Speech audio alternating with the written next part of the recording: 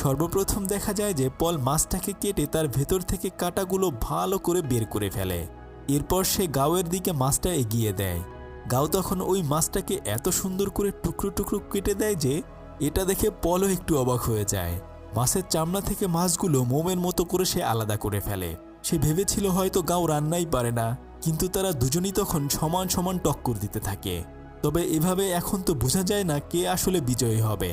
তখন রেস্টুরেন্টের মালিক এসে তাদেরকে বলে যে সামনে একটা রান্নার কম্পিটিশন রয়েছে, আমি চাই তোমরা দুজনেই সেখানে অংশগ্রহণ করো। যে ওই কম্পিটিশনে জিতে আসতে পারবে তাকেই আমরা এখানে সবচেয়ে ভালো শেফ হিসেবে স্বীকৃতি দেব। তারা দুজনই তখন ওই প্রতিযোগিতায় অংশগ্রহণ করার জন্য রাজি হয়ে যায়। এর পরদিন থেকেই প্রতিযোগিতায় অংশগ্রহণ করার জন্য প্রস্তুতি শুরু করে দেয়। সে তখন ফ্রেন্ডস এসকর্গটস নামে একটা অসাধারণ নতুন খাবার তৈরি করে, আর সেই টিভি সাংবাদিক তার এই রান্নার কথা খবরে প্রচার করে দেয়। গাও তার রেস্টুরেন্টের ভেতরে বসে পলের ইন্টারভিউ দেখছিল।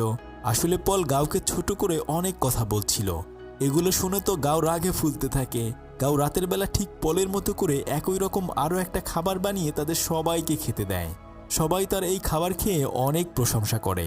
তবে রাতের বেলা দেখা যায় যে গাওয়ের অ্যাসিস্ট্যান্ট মন খারাপ করে বসে রয়েছে, কেননা এখন সমস্ত মানুষজন ওই আধুনিক রেস্টুরেন্টে খাবার খেতে যায়, আর তাদের রেস্টুরেন্টের কাস্টমার আসেই না।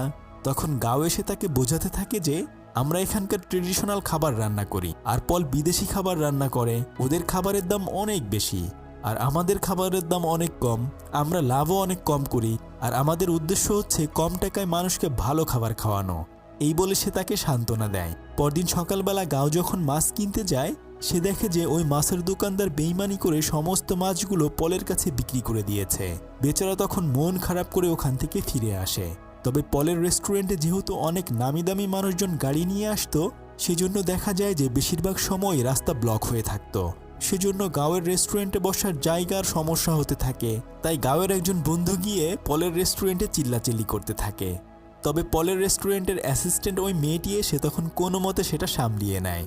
আর এর কয়েকদিন পরে দেশের সেরা রাঁধুনি মিস্টার কুয়ের সাথে টিভিতে একটা সাক্ষাৎকার প্রচারিত হচ্ছিল।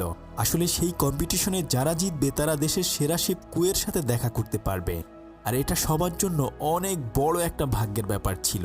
কিন্তু গাও তো কুয়ের নিজেরই ছেলে, কিন্তু সে টিভিতে সাক্ষাৎকার দেওয়ার সময় সে বলে যে গাও নামের সে কাউকেই চেনে না। নিজের বাবার এমন ব্যবহার দেখে গাও অনেক কষ্ট পায়। সেই ছোটবেলা থেকেই সে বুকের ভেতরে অনেক কষ্ট নিয়ে বড় হয়েছে। যাই হোক, পরদিন দেখা যায় যে পলের অ্যাসিস্ট্যান্ট গাওদেরকে দাওয়াত দিয়েছে তাদের রেস্টুরেন্টে একদিন খাওয়ার জন্য। তাই তারা ওই রেস্টুরেন্টে খেতে চলে যায়। তখন তাদেরকে ডিমের সুস্বাদু একটা রেসিপি দেওয়া হয়। এটা খেয়ে গাও মনে মনে ভাবে পল বেশ ভালোই রান্না করে। যতটা খারাপ সে মনে করেছিল অতটা খারাপ সে নয়। কিন্তু এর কিছুক্ষণ পরে তাদেরকে একটা বাটিতে করে কিছু ছোট ছোট গাছ দেওয়া হয়। তারা এটা দেখে তো অবাক হয়ে যায়, কেননা এগুলো খাবার খাওয়া যায় নাকি।